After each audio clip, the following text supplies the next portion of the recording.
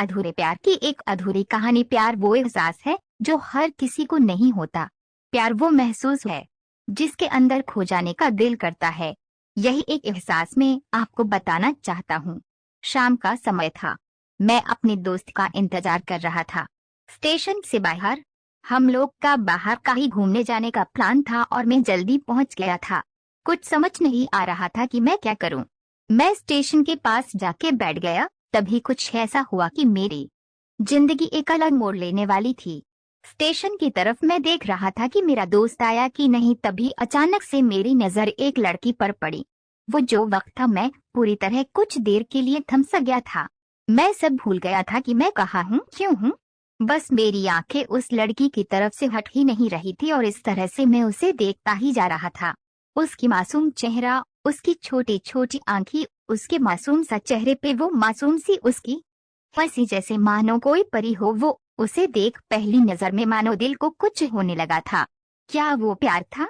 मुझे नहीं पता, बस दिल बोल रहा था कि मेरा दोस्त कुछ देर बाद आए या ये वक्त रुक जाए। मुझे उसका नाम जानना था। उसके बारे में बहुत कुछ पता करने को दिल कर रहा था, लेकिन कैसे करूं ये समझ ही नहीं आ रहा था। जब कुछ समझ नहीं आया तब मैंने बस भगवान से प्रार्थना किया कि मुझे ये लड़के मेरी जिंदगी में चाहिए। वो जा रही थी मेरी आंखों से दूर। मुझे रोकना था उसे, उससे बातें करना था, उससे दोस्ती करनी थी और उसे अपने दिल की बात बतानी थी। लेकिन कैसे? यही सवाल बस बार बार मेरे मन में आ रहा था और मुझे बेचैन किए जा रहा था।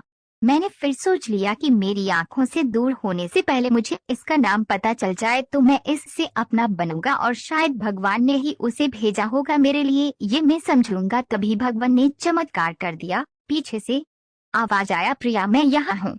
फिर वो पीछे देखी तो मैंने देखा वहाँ से एक लड़की आवाज दी और वो उसका पास चली गई। तभी मैं समझा उस लड़की का नाम प्रिया था।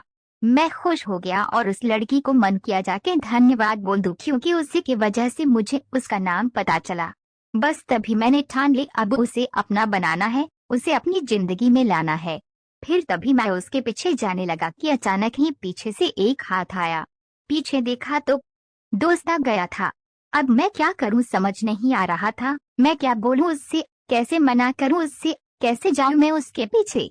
मैं इसी सोच में लगा रहा तब तक वो मेरी आंखों से दूर जा चुकी थी। दिल मानो रोने लगा था और तभी मानो ऐसा लगा कि जैसे सब कुछ एक सपना सा था बस, और आंखें खुल गया तो सपना टूट गया। मैं वहां से चला तो गया अपने दोस्त के साथ, लेकिन पूरी रास्ते बस उसी के बारे में सोचता रहा। मानो मेरा दिल अब उसके ख्याल से निकलने को तैयार ही नहीं था। दूसरे दिन में कॉलेज लिए तैयार हो गया और मैं कॉलेज पहुंचा और बेंच पे जाकर बैठ गया। तभी दोस्त ने बुलाया और कहा, देख अपने कॉलेज में एक नई लड़की आई है। मेरा मन अभी भी बस उसी के ख्यालों में डूबा हुआ था। आंखों से उसका चेहरा मनोहर ही नहीं रहा था। वो बार बार मुझे आवाज दे जा रही था। तभी मुझे गुस्सा आया और पीछे उससे बोलने जा ही रहा था कि मैं रुक सा गया। मेरी नजर मानो फिर से एक बार सपनों में चला गया। मैंने देखा कि वही थी। मानो जैसे मेरी खुशी का कोई ठिकाना नहीं रहा। मैं खुद को रोक ही नहीं पा रहा था और मेरे समझ में ही नहीं आ रहा था कि मैं क्या करूं। क्या बोलता मैं? बस जाके अपने दोस्त के गले लग गया और हंसने लगा। तभी पता चला वही वह नई लड़की थी जो कॉलेज में आज पहला दिन आई थी।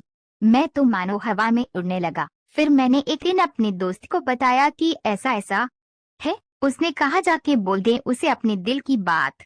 लेकिन मैं डरता था कि वो क्या कहेगी, क्या लगेगा उसे। यही सोच के मैं हमेशा रुक जाता था। मैं सोचने लगता था कि कहीं वो मेरी बातें सुन के मुझसे दूर न हो जाए। मैं उससे दूर नहीं होना चाहता था। मुझे ये एहसास हो गया था कि शायद वो भी मुझे पसंद करती थी, लेकिन वो कभी कुछ नहीं कहती थी। उससे लगता कि मेरे मन में उसके लिए कुछ नहीं है, लेकिन वो क्या जाने कि उसे पहली नजर में देख के ही मैंने उसे अपना दिल दे चुका था।